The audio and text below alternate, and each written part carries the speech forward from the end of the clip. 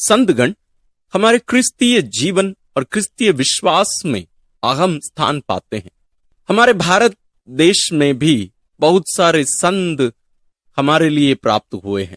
उनमें से एक है हमारे भारत की प्रथम महिला संत, संत अल्फोंसा।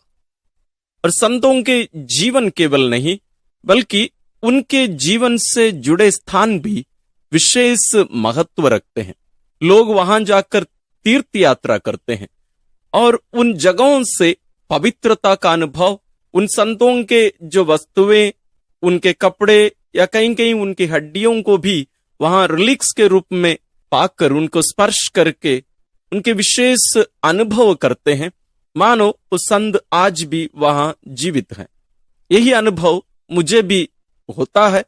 और जब मैं संत अल्फोंसा के जन्म स्थान में, उनके घर में, जिस घर में वो जन्म ली और कुछ महीनों तक रही, बाद में बड़ी होने के बाद फिर आई थी, उस घर में जब मैं गया मुझे भी वही अनुभव मिला।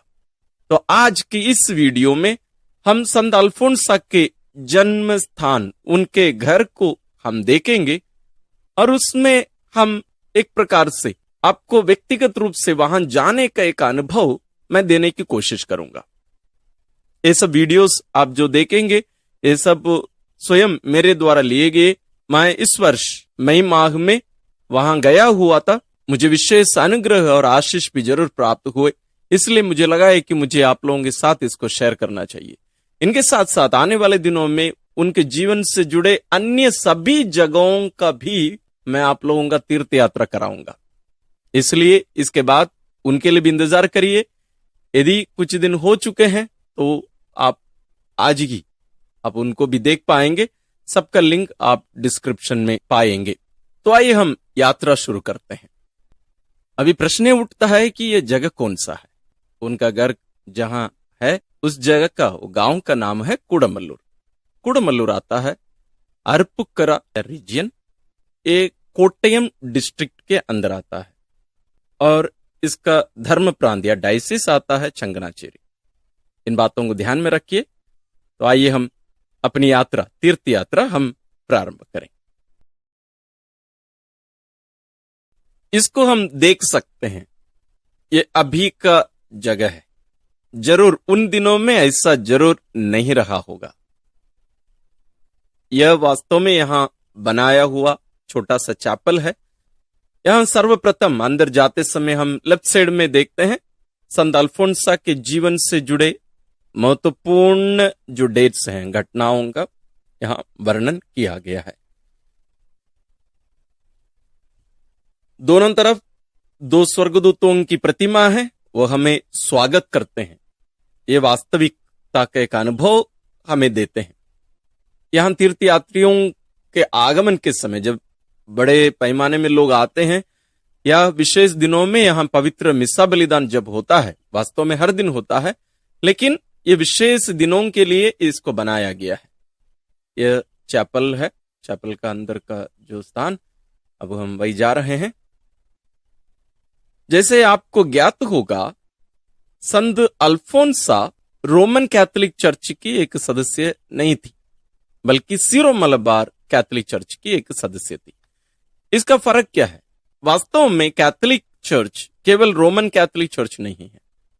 कैथोलिक चर्च में 23 चर्चेस हैं, उनमें से एक है रोमन कैथोलिक।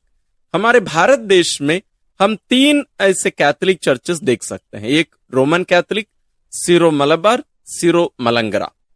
संत अल्फोंसा सीरो मलबार चर्च की एक सदस्य थी, जरूर कैथोलिक ना। इसका फर्क आप जरूर समझिएगा।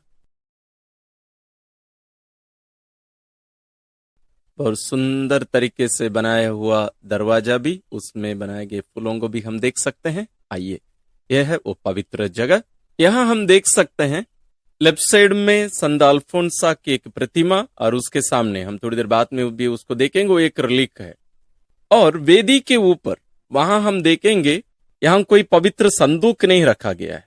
पवित्र संदूक बोलने से टैबरनेकल यहां नहीं रखा गया है। और जैसे सीरो मलबार चर्च में पवित्र यूकरिस्ती बलिदान के लिए इस प्रकार की वेदी सजाई जाती है, रखी जाती है, देखिए बाहर एक वेदी, यहां वचन तोड़ा जाता है और बलि के लिए वहां पीछे जाते हैं। और जो क्रूस भी थोड़ा सा फर्क है, इसको आप समझ रहे होंगे, इस संत थॉमस क्रॉस बोला जाता है। सिरो मलबार और सिरो मलंगरा, ये दोनों संत थॉमस को अपने विश्वास का पिता मानते हैं, क्योंकि एक इनका मानना है, विश्वास है, वास्तव में ये सच भी है। संत थॉमस इन क्षेत्रों में रहकर ईश विश्वास का फैलाव किए थे। यहां वेदी पर जो क्रूस ऊपर रखा गया है, ये संत फ्रांसिस से जुड़ा है। आपको जानकारी जरूर होगी, संत अल्फोंसा फ्रांसिस्कन धर्म समाज यानी एफसीसी धर्म समाज, फ्रांसिस्कन क्लैरिस्ट कांग्रीगेशन, इस नाम के एक धर्म समाज की सिस्टर थी। इसलिए संत फ्रांसिस का जो वो क्रॉस है उसको यहां रखा गया है। यहां हम 4 लोगों की प्रतिमाओं को देख सकते हैं। हम लेफ्ट साइड से शुरू करते हैं। लेफ्ट साइड में सबसे पहले हैं संत चावरा कुरियाकोस। वे भी हमारे भारत के ही संत, और ये दोनों संत चावरा और संत अल्फोंसा दोनों एक ही समय धन्य घोषित किए गए थे। संत चावरा के बारे में हम आने वाले दिनों में कभी सीखेंगे। उनके हाथ में एक पवित्र बाइबल को आप देखेंगे और सूटांग या कैसक पहने हुए हैं, क्योंकि वे पुरोहित थे। और लेफ्ट साइड में सेकंड है, आप जरूर पहचान रहे हैं, संत अल्फोंसा। और उसके बाद जो तीसरा व्यक्ति है वो है संत क्लारा। संत क्लारा असिसी के संत फ्रांसिस के साथ रहकर कार्य कर रही थी।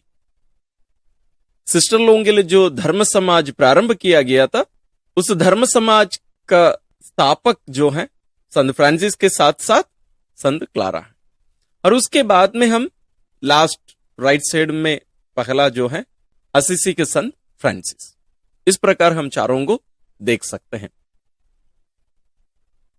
उन चारों की प्रतिमा के सामने आप एक मॉन्स्टन जैसे पवित्र यूकरिस्ती आराधना के लिए वेदी पर रखा जाता है, वैसे कुछ देख रहे हैं। उसमें उनके जीवन से जुड़े कुछ रिलिक्स उसमें रखे गए हैं।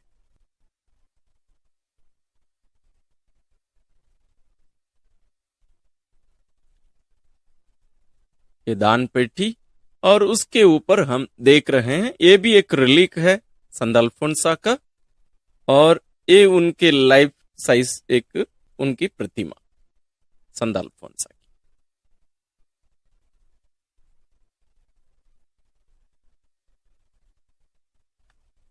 आइए हम अब उनके घर में प्रवेश करते हैं। जरूर उनका घर ऐसे नहीं था ना, उस घर का रूप थोड़ा सा बदल दिया गया है। वास्तव में अभी अंदर के बहुत सारे भाग पुराना ही है, उसको रेनोवेट किया गया है, लेकिन ये सब दरवाजा और अन्य बहुत सारी चीजें नए जरूर हैं। यहां हम 3 लोगों के ग्लास पेंटिंग देख रहे हैं। साइड में और भी हैं, लेकिन इन तीनों को बीच में जरूर संत अल्फोंसा है, लेफ्ट साइड में संत फ्रांसिस जेवियर। क्यों वे महत्वपूर्ण हैं? क्योंकि वे भारत के संरक्षक हैं। राइट साइड में संत थॉमस। संत थॉमस क्यों? वे हमारे भारत के प्रेरित कहलाते हैं, भारत के प्रेरित, द अपोस्टल ऑफ इंडिया। आइए हम अंदर जाते हैं। जैसे मैंने कहा, ग्लास पेंटिंग्स बहुत सारे आपको साइड में बहुत सारे लोगों का है, उसमें हम ज्यादा नहीं जाने जाएंगे।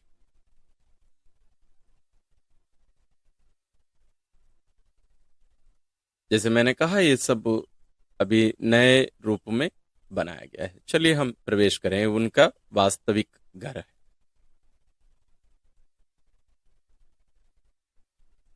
यहां भी संत अल्फोंसा की एक फोटो, और यहां उनके पिताजी लेफ्ट साइड में है और राइट साइड में उनके चाचा, जो वास्तव में उनका देखरेख किए थे।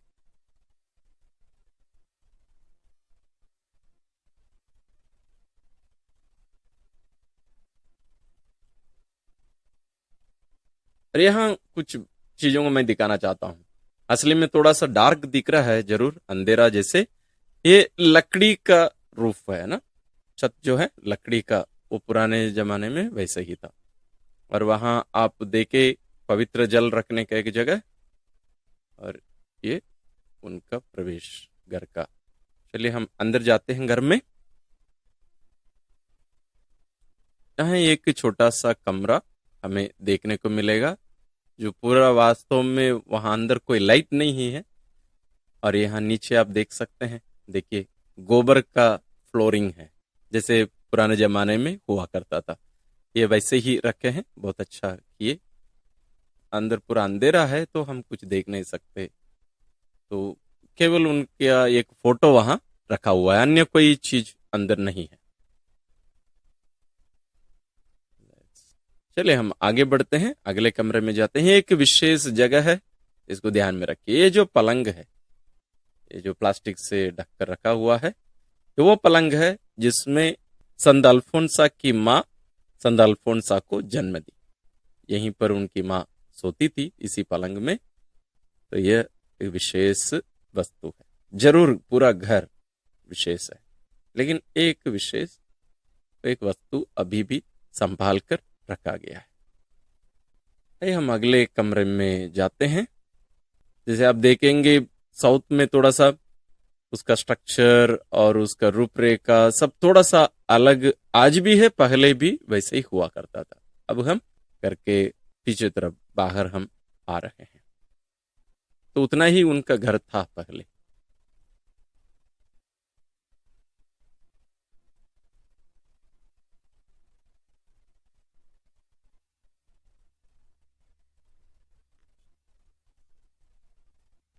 वास्तव में उनका घर ऐसे दिखता था। देखिए चित्र में, मैं पूरा सब कुछ नहीं लेना चाह रहा था, इतना ही। उनका वास्तविक घर ऐसे दिखता था। नारियल पेड़, जरूर केरल और नारियल पेड़ अलग नहीं कर सकते, यहाँ भी आप देख सकते हैं। और जो उस समय टाइल्स का उपयोग नहीं करते थे ऊपर, ये नारियल के पेड़ का ही पत्तों से बनाया हुआ ये आपका छत है उसका।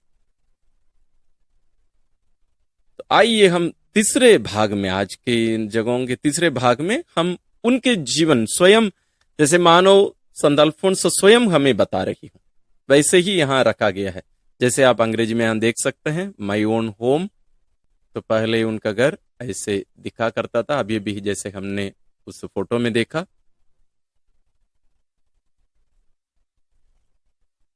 यहां संत अल्फोंसा कहते हैं, I could enjoy my mother's affection only for 3 months।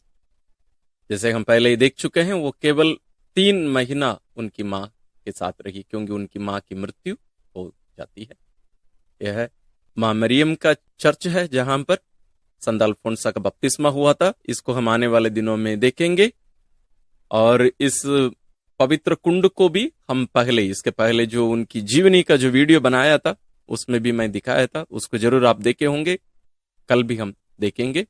और यहाँ संत अल्फोंसा कहती हैं कि उनकी दादी माँ उनका देखरेख करती थी। जैसे कैसे, देखिए दादियों की जरूरत, दादा दादी वो बहुत प्यार से उनको ईश्वरीय बातों को और जीवन की बातों को उनको सिखाया करती थी। और दोनों कैसे प्यार से आराम से बैठ के एक दूसरे से चर्चा कर रहे हैं, देखिए।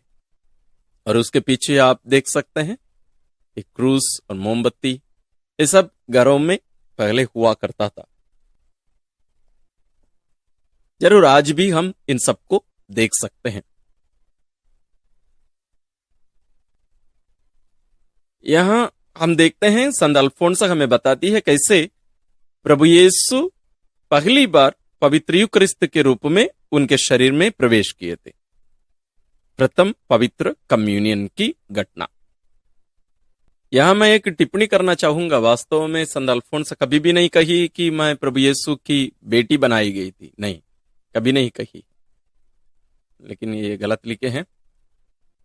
और संत अल्फोंसा एक बच्ची के रूप में भी संतों की जीवनी पढ़ना बहुत पसंद करती थी। देखिए, बैठ के पुस्तक पढ़ना, हमें भी ये आदत डालना बहुत जरूरी है। हमारे घरों में भी हमें संतों की जीवनी पढ़ने के लिए बच्चों को प्रेरित करना। यूट्यूब में भी बहुत सारे वीडियोस आपको मिलेंगे संतों की जीवनी देखने, सीखने, पढ़ने के लिए। उन्हें हमें भी देखना चाहिए, पढ़ना चाहिए, और हमारे बच्चों को भी सिखाना और उन्हें भी पढ़ने के लिए रुचि डालना हमारा बड़े लोगों का काम है, जिम्मेदारी है।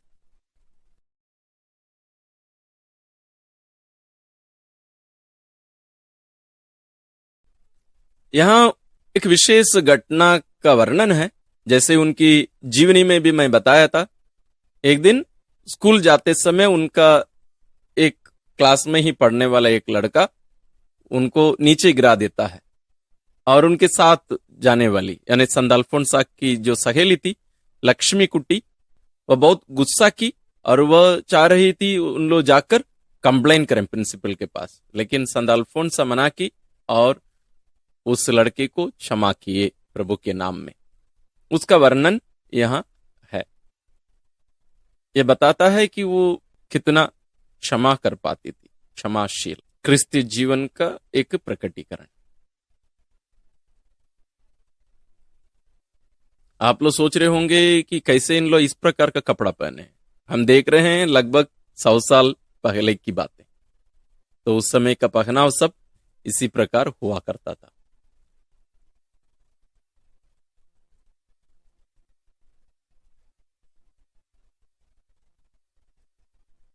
और यहां जैसे हमें बताया जा रहा है, वो उनकी आंटी के घर में, चाची के घर में रहा करती थी, मुरिकल हाउस मुत्तिचिरा।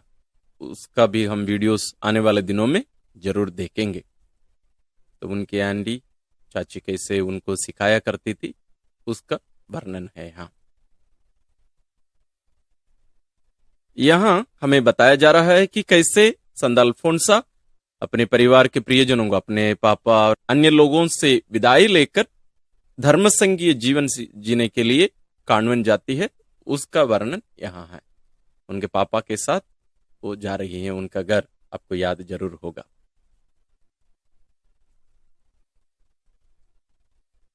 वेस्टेशन मतलब क्या होता है? जैसे प्रथम मन्नत के समय धर्म बहनों को जो उनके धर्म समाज का कपड़ा दिया जाता है, आप लोग जरूर देखे होंगे उसको। जब जिस दिन प्रथम मन्नत के दिन दिया जाता है उसको वेस्टेशन कहते हैं। वो उससे जुड़ा है ना, दोनों एक दूसरे से। तो उसके बाद संत अल्फोंसा, उनकी जो मदर थी कॉन्वेंट की मदर उर्सुला, उनके साथ उनके पापा से मिलने के लिए आई हुई थी। देखिए उनका घर, उनके घर के सामने दोनों धर्म बहनें पापा से मिल रहे हैं। जैसे आपको ज्ञात होगा, मैं पहले भी बताया हूं, संत अल्फोंसा एक टीचर के रूप में कार्यरत थी। वे बच्चों से बहुत प्यार करती थी, और यहां हम देख सकते हैं कैसे बच्चों को सिखा रही हैं, उनके साथ रह रही हैं। बच्चे प्रार्थना करने के लिए खड़े हैं। और यहां हम देखते हैं, जैसे मैं संत अल्फोंसा की जीवनी में बताया था, संत अल्फोंसा का पाठशाला था दुखभोग, बीमारी। उस दुखभोग की पाठशाला में रहकर संत अल्फोंसा बहुत कुछ सीखी। इसलिए जो धर्म बहनें प्रशिक्षण पाती थी, उन लोग विशेष रूप से संत अल्फोंसा के पास आया करती थी। यहां हम देख सकते हैं 3 धर्म बहनों को जमीन पर बैठकर संत अल्फोंसा की बातें सुन रही हैं। यहां हम देख सकते हैं संत अल्फोंसा के पिताजी को, जो उनके कॉफिन के पास खड़े हैं। तो सुंदर तरीके से यहां ये सब वर्णन किया गया है। यह विशेष है क्योंकि ये ऐसे बताया गया है मानो संत अल्फोंसा स्वयं हमें इन सबको बता रही हूं। अब हम घर के बाहर जाते हैं। घर के बाहर जैसे हम यहां देख रहे हैं, ये वास्तव में कॉन्वेंट है, एफसीसी धर्म समाज की धर्म बहनों का कॉन्वेंट। यहां सिस्टर लोग रह रही हैं। यहां कुछ धर्म बहनें रहकर प्रार्थना करने, और जो लोग आते हैं उन्हें संत के बारे में बताने और प्रार्थना और घर का और जगह का देखरेख करने के लिए यहाँ धर्म बने रहती है। और एक सुंदर सा ग्रोटो मुझे बहुत पसंद आया। यहाँ हम बहुत अच्छे एक सीनरी को यहाँ देख सकते हैं। बहुत सारे फूल हैं, जानवर, पक्षी, उन सबको हम देख सकते हैं। इसलिए मैं आराम से धीरे और एक बार इस वीडियो को लिया। आप देखिए उसकी सुंदरता को। मेंढक भी हैं उस बीच में, खरगोश हैं। तो हम अपनी इस यात्रा को हमारी मां मरियम के पावन चरणों में अर्पित करते हैं, और उनके द्वारा और संत अल्फोंसा के द्वारा भी ईश्वर से हम प्रार्थना करें कि ये जो यात्रा हम अपने जीवन में कर रहे हैं स्वर्ग की ओर, ये यात्रा सफल रहे और ये सब संतगण हमारे साथ रहकर हमें प्रेरणा देते रहे, हमें प्रेरित करते रहे, ताकि हम भी जहां वे लोग पहुंचे हैं स्वर्ग, वहां हम भी पहुंच सके। मुझे विश्वास है कि आपको ये यात्रा, ये तीर्थ यात्रा जरूर अच्छा लगा होगा और आप जरूर जाना भी चाहेंगे। जरूर जाइएगा और आपके प्रियजनों के साथ भी इसको शेयर करिए। हम भी देखें कि कैसे ये सब संतगण अपने युवावस्था में, बचपन में कैसे अपना जीवन जिए, उनका घर सब कैसा था, उसका वातावरण कैसा है, इन सब के बारे में जानना भी बहुत अच्छा है। ईश्वर आप सबों को विशेष आशीष और अनुग्रह प्रदान करें।